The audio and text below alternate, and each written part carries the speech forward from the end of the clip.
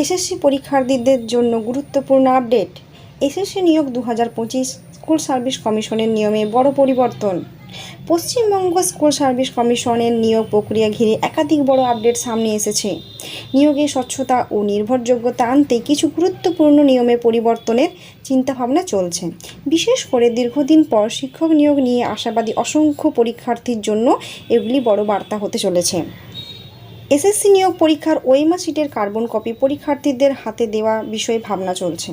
যদি এই সিদ্ধান্ত কার্যকর হয় তাহলে স্বচ্ছতা অনেকটাই বাড়বে এবং ফলাফল নিয়ে অনিশ্চয়তা কমে আসবে। এতদিন পর্যন্ত ওএমআর শিট 1 বছর পর্যন্ত সংরক্ষণ করা হতো। এখন এই সময়সীমা আরও বাড়ানো প্রস্তাব নিয়ে আলোচনা চলছে। পরবর্তী সময়ে অভিযোগ বা মামলার ক্ষেত্রে একটা বড় সহায়ক হতে পারে। বর্তমানে প্যানেলগুলোর মেয়াদ 1 বছর, তবে এই মেয়াদ বাড়িয়ে 1.5 বছর করার প্রস্তাব নিয়ে ভাবনাচিন্তা চলছে। যদি কার্যকর হয় তাহলে বেশি সংখ্যক প্রার্থী এই সুযোগের আওতায় আসবেন। মৌখিক পরীক্ষার স্বচ্ছতা বাড়াতে ইন্টারভিউ পদ্ধতির কিছু দিক পরিবর্তনের সম্ভাবনা রয়েছে। কমিশন চাইছে পুরো নিয়োগ ব্যবস্থার জবাবদিহি ও ন্যায্যতা নিশ্চিত করতে।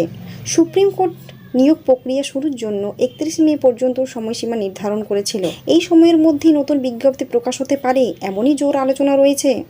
তবে বিজ্ঞপ্তি কবে প্রকাশ পাবে তা নিয়ে এখনও কমিশনের পক্ষ থেকে নিশ্চিত কিছু জানানো হয়নি। নবম, দশম ও একাদশ, দ্বাদশ শ্রেণীর নিয়োগ পদ্ধতিতে বড় পরিবর্তনের প্রস্তাব মন্ত্রিসভার বৈঠকে উপস্থাপন করা হয়েছে। চূড়ান্ত সিদ্ধান্ত মন্ত্রিসভার অনুমোদনের পরেই প্রকাশ্যে আসবে। তাহলে বলা যায় এসএসসি নিয়োগ নিয়ে বহু প্রার্থী দীর্ঘদিন ধরে অপেক্ষা করছেন। সময়সীমা ঘনিয়ে আসছে এবং এরই মধ্যে আসছে একের পর এক সম্ভাব্য পরিবর্তনের বার্তা। কবে ঠিক বিজ্ঞপ্তি প্রকাশিত হবে সেই প্রশ্নের জবাব সময়ই দেবে। তবে প্রস্তুতি শুরু করতে আর দেরি নয়। প্রতিটি মুহূর্ত এখন মূল্যবান।